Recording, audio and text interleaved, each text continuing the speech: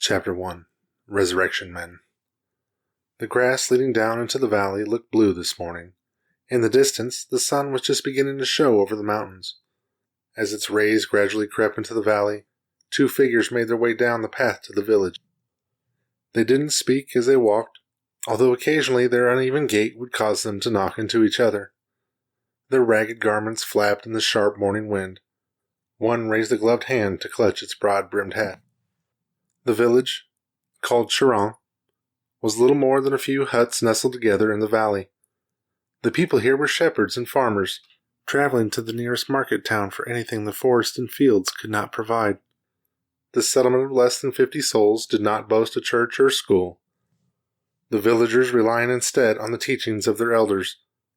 There was a local well and a crude meeting house for important matters.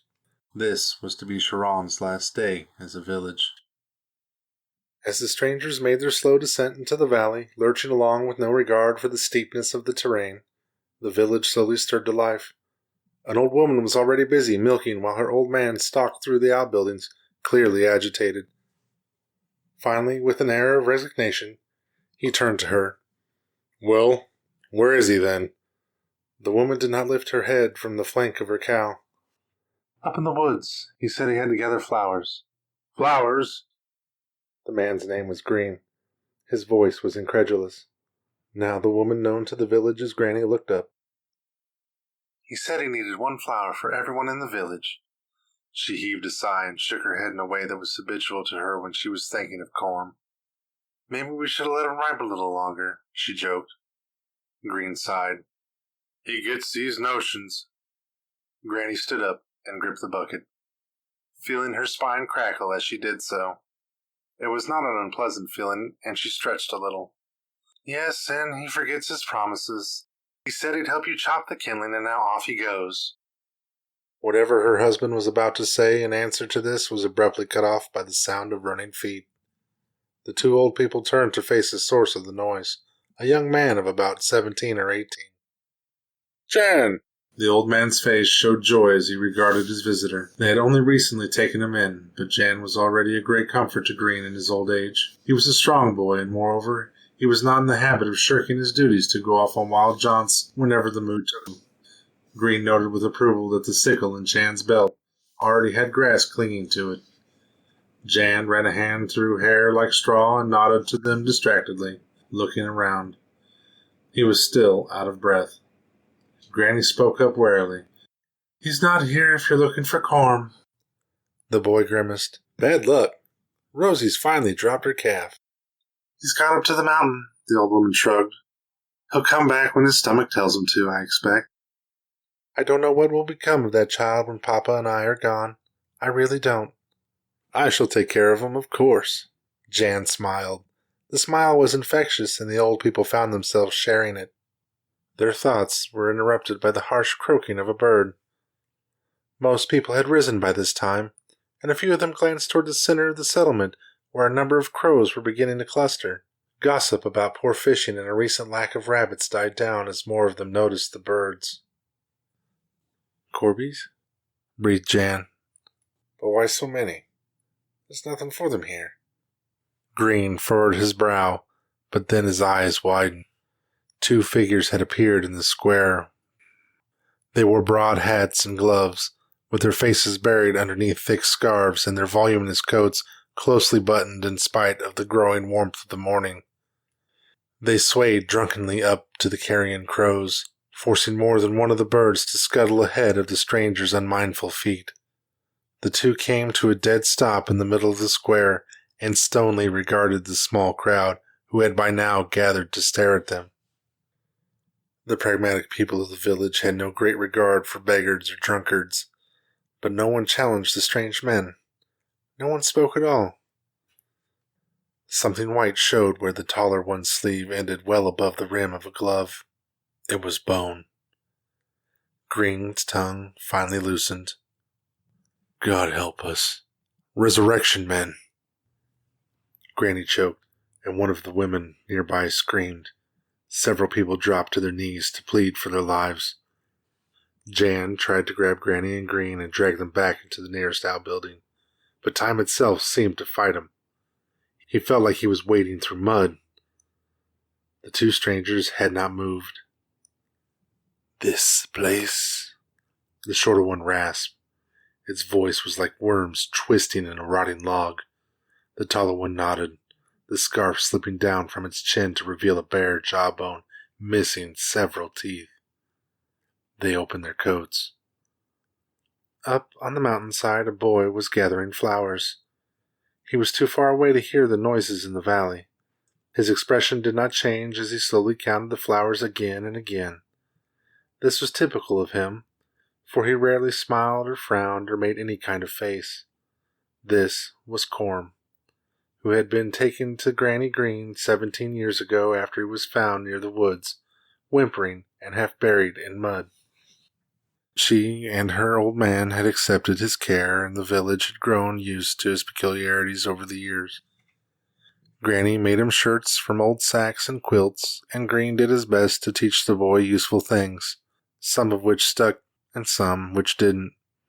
Corm felt nothing but love and gratitude for them, locked behind his passive face. Down in the valley, the village was dying. The first to die saw what looked like a blurred gray cloud erupt from the ribs of the two strangers before they went down under its tendrils. Those who lived a few seconds longer were able to see smaller masses squirming within the great mass, slick, smooth things which, though soft and toothless, ate a man to bone in seconds.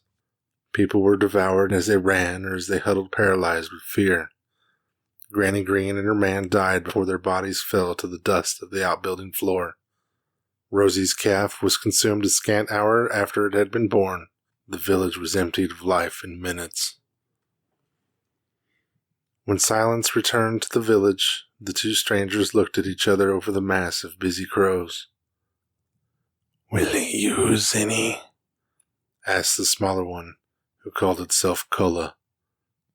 "Who knows?" Molt, the taller one, seemed to have more difficulty speaking. "Why this place?" "Why does he do anything?" Both of them laughed, a grinding, rattling sound that was more unwholesome than the sly, feasting sounds of the birds.